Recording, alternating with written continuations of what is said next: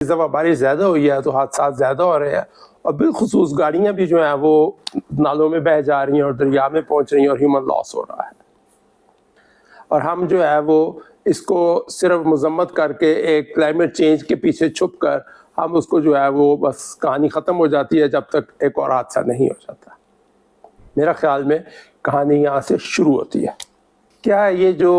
بارشوں میں گاڑیاں بہہ رہی ہیں اور لوگوں کی بچے جو ہے وہ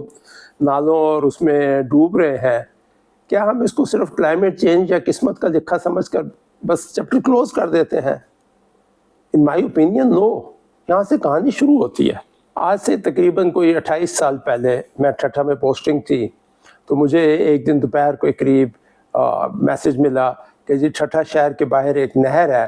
اور اس نہر میں جو ہے وہ 3 نوجوان لڑکے جو کہ پنجاب سے آئے ہوئے تھے، وہ تیرنے کے چکر میں، سوئمنگ کے چکر میں وہاں میں ڈوب گئے ہیں۔ تو میں نے جا کر دیکھا تو وہ وہاں پر اس وقت تک پیچھے سے نہر کا پانی بند کر چکے تھے ان کی باڈیز تلاش کرنے کے لیے، کیونکہ 1.5-2 گھنٹے بعد بھی ان کی باڈیز نہیں مل رہی تھی۔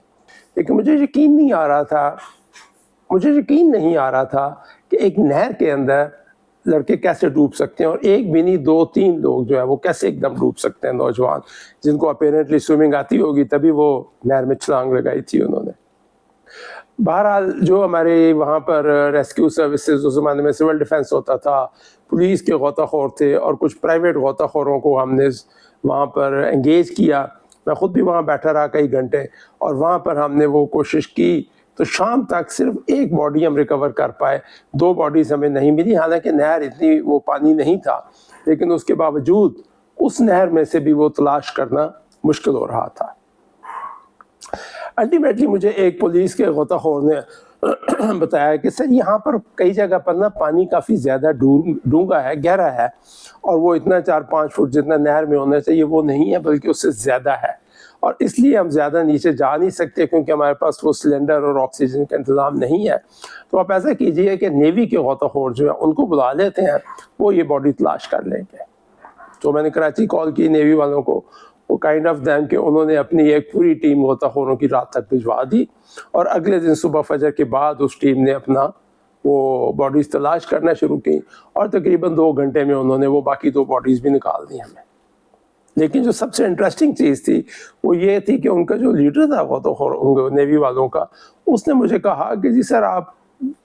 حیران ہوں گے یہ دیکھ کر کہ اسی نہر میں برج، جہاں پر اس برج سے انہوں نے چھلانگ لگائی تھی،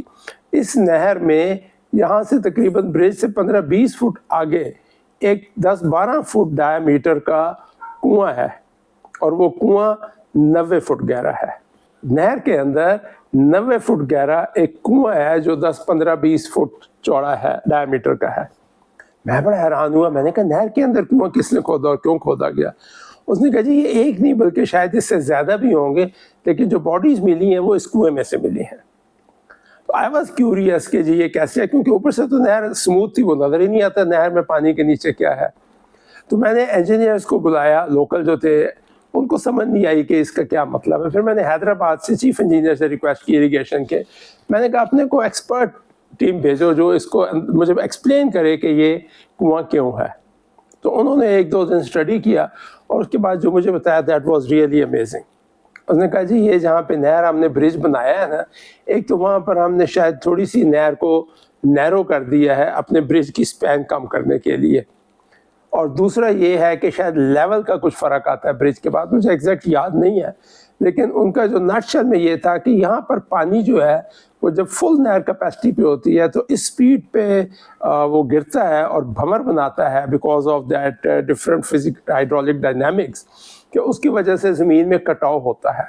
اور وہ کٹاؤ اتنا زیادہ ہوتا ہے کہ ہوتے ہوتے وہ گریجولی وہ 90 فٹ تک چلا گیا، اور شاید وہ گراؤنڈ واٹر سے مل چکا ہے۔ That was very curious. خیر میں نے ان سے پوچھا کہ جی آپ اس کا مجھے کوئی سلوشن بھی بتائیں۔ ان کا جی سر ہم ٹیمپریریلی اس کو بند تو کر دیں گے، مٹی ڈال دیں گے، کچھ اور ڈال کے اس کو بند کر دیں گے، لیکن یہ پروبیبلی پرماننٹ سلوشن نہیں ہے، کیونکہ وہ تھوڑے عرصے بعد یا کہیں اور جا کر یہ سسٹم ہونا شروع ہو جائے گا، بیکاز پانی کی اپنی جو ڈائنامکس ہوتی ہے اور ہائیڈرولوجی ہوتی ہے اس کو اسٹڈی کرنا بڑا ضروری ہوتا ہے، جو شاید پروبیبلی نہیں کی گئی تھی یا کی گئی تھی، کنویں کا کسی نے خیال نہیں کیا۔ تو میں نے کہا اگر یہ کچھ ہو نہیں سکتا، یا یہ یاد رہے کہ اسی جگہ پر مجھے وہ شہر والے گاؤں والے بتا رہے تھے کہ اسی جگہ پہ پہلے بھی کوئی 8-10 حادثات ہو چکے ہیں، کیونکہ گرمیوں میں آبویسلی وہی جگہ ہے جہاں برج سے لوگ چھلانگ لگاتے تھے اور وہ اس میں ڈوب جاتے تھے. میں بڑا حیران کہ نہر کے اندر 8-10 لوگ ڈوب چکے ہیں اینڈ نو بڈی بادرس کہ جی کیوں ڈوب رہے ہیں نہر میں تو عام طور پہ نہیں ڈوبنا چاہیے.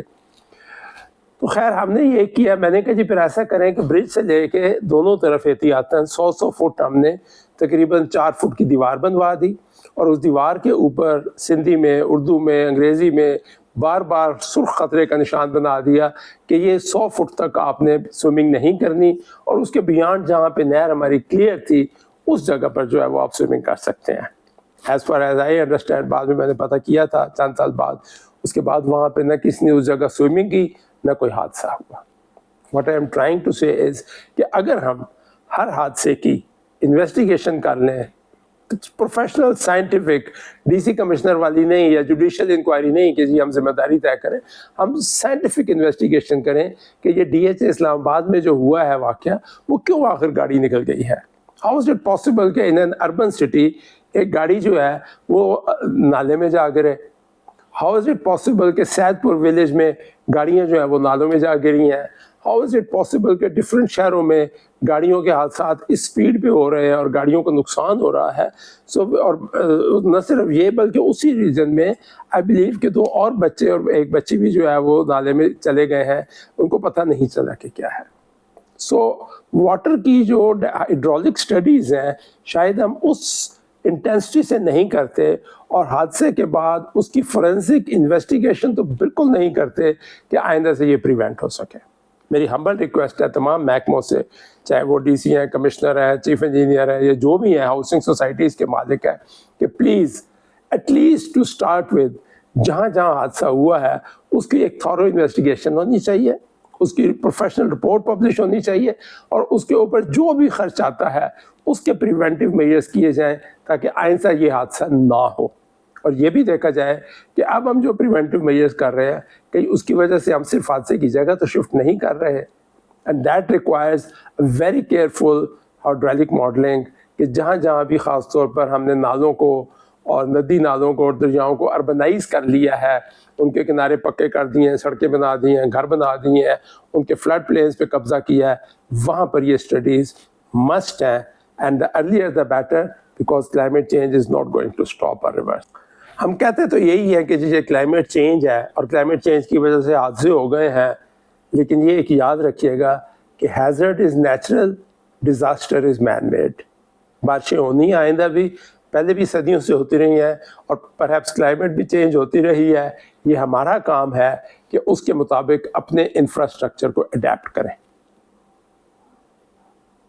میں یہ ماننے کو بالکل تیار نہیں ہوں کہ ہم سارے کا سارا الزام جانی اور مالی نقصان جو ہے اس کو صرف کلائمیٹ چینج اور طوفان اور قسمت کا لکھا کہہ کے بند کر دیں چیپٹر کو. No, we must need to work. اور اس کی وجہ یہ ہے کہ یہ کلائمیٹ چینج کی وجہ سے بارشوں کا پیٹرن مزید ورسن ہونا ہے، اس نے بہتر نہیں ہونا. اس سے زیادہ بہتر ہے کہ ہم بہتر ہو جائیں بجائے اس انتظار میں کہ نیچر کا سسٹم بہتر ہو جائے. Thank you.